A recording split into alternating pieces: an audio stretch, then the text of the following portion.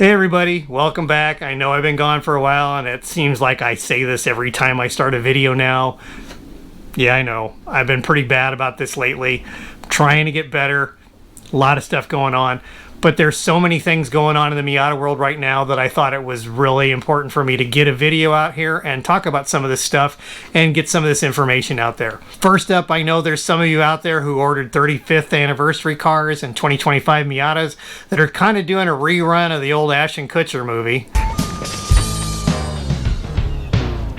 Dude, where's my car? Where's your car, dude? And basically what's going on is a lot of these cars are being held at the port right now. Who knows when they're going to get released. Apparently there's a problem with a steering sensor that they discovered, and they're going to hold them until they can replace all those, which who knows how long that's going to take. And a lot of people are pissed. I've seen a lot of posts around my channel and other channels of people that are just livid about not getting their car and it sitting out on a lot outside the port for months. And yeah, I completely understand.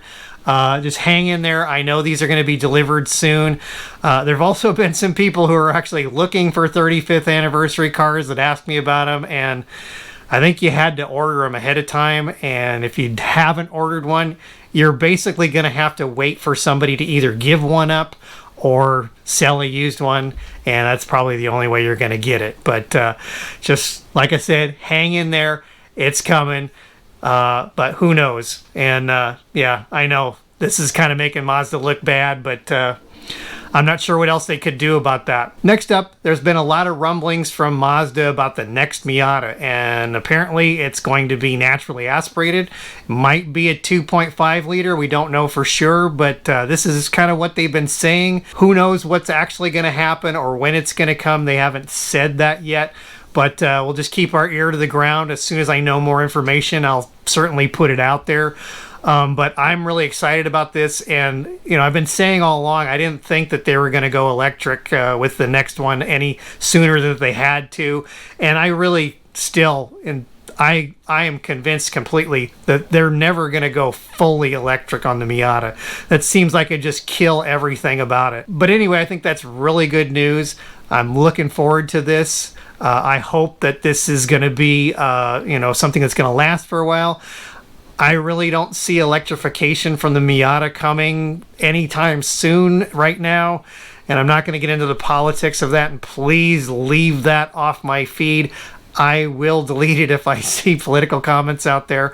But anyway, let me know what you think about the next Miata and what you think is going to be in it and where it's going to go. So go ahead and post up in the comments below.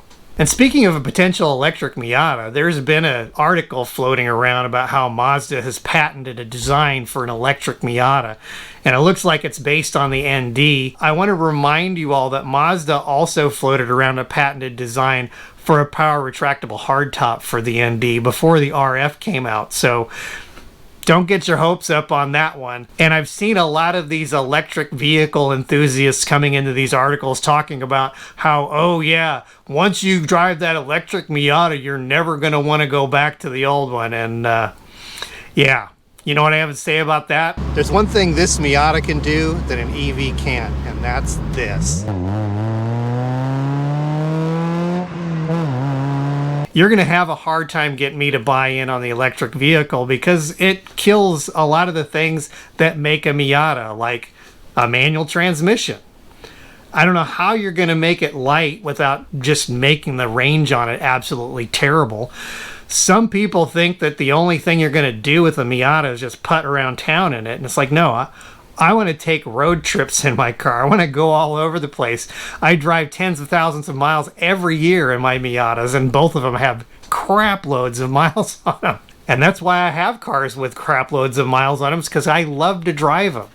And I'm sorry, you know, you're not really going to make an electric Miata with current technology that's not going to be heavier than an NC. And if they do make an electric Miata like that, all those NC owners who've had their cars called boats, they're going to have a lot of fun with that one. So, and that's a nice segue into an article that I've seen floating around about how Miata owners don't drive their cars. And I think this is a little bit ridiculous because, yeah, there are a lot of people out there that have these super low mileage Miatas, but I know just as many people that just drive the hell out of them, and my NC's got 121,000 miles on it. The Banana even has been broken half the time since October, and I've put 3,000 miles on it since then. It just passed 206,000 miles last weekend. Do you like to drive your Miata like that, or do you let it sit in the garage all the time? I know there's a lot of people that live in areas where you can only drive them a few months of the year. Right now where I live, the weather's been fantastic. It's the beginning of the driving season. I drive my cars year round. I don't care if it's raining or snowing or hailing or whatever. I've driven my cars in pretty much all of that. So there's really nothing that stops me. And my Miata's a daily driver, so I drive it everywhere I go. Granted, I got two of them now, and one of them's always sitting there collecting dust, 150 miles away from here. So, yeah. Updates on the Banana. It's been kind of in and out of service. As I just said, I've put 3,000 miles on it since October, so I've been driving the hell out of it recently. It's almost sorted. All I really have left to do on it is I recently had to take it back out of service. I noticed that the radiator's leaking, and I noticed some coolant splashed on like the power steering reservoir and stuff like that. I decided not to take a chance with it, and I've got my NC back out again, and the Banana's waiting for a new radiator. And I hinted in my last video about how I was going to replace the exhaust with a header, if you saw my little quick flash of what was on the screen. And yes, I did replace the exhaust with a header. And once I got it in, that header was rubbing on the subframe really bad. So we messed with it over and over and over, and we still couldn't find a good spot for it to sit where it didn't rub.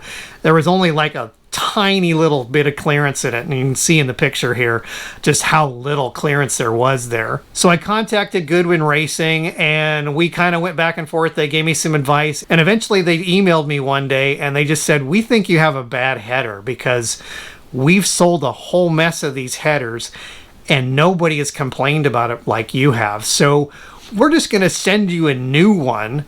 We want you to put it in, see if this fits better. So they immediately sent me a new header. I put it in. It fit fantastic. Sounds great. I'm super happy with it. And massive kudos to Goodwin Racing for awesome customer service. They really were like on the spot, delivered, and really were super helpful. And I would totally recommend doing business with them to anybody. I've been a customer of theirs for over 10 years, and there's a reason why, and that's because they're a great place to buy mods. This is not a paid endorsement. This is my personal recommendation from some really awesome customer service. So while I was waiting to fix the header thing, I noticed that the steering rack on the Banana was also leaking, so I replaced the steering rack as well. So right now I'm getting to a point to where there's so little left to break on this car that I'm really confident that when I get done with this, it's going to be really awesome. I mean, I've been driving it around a lot. It's got a whole new suspension, steering rack, exhaust, brakes, clutch, flywheel. I mean, it's like driving a new NB, really. And I took it for its first drive recently on the Magical Forest Drive. It did fantastic. It is ready for drives. The way this all worked out also is going to use it to go down to Salem to see the Brothers Collection, which is going to be coming up here real shortly. If you guys want to see that, this is an awesome car collection. Really wide variety of exotics and classics and all kinds of stuff. They got a 2000 GT Toyota in there. I can't wait to see this car collection. I'll take some video. If you guys want to see it, just post up in the comments. I'll definitely share that with you if you guys want to see it. And this actually has made it so the first drive that I host in the Banana is going to be Oregon Insanity, which like, talk about a trial by fire.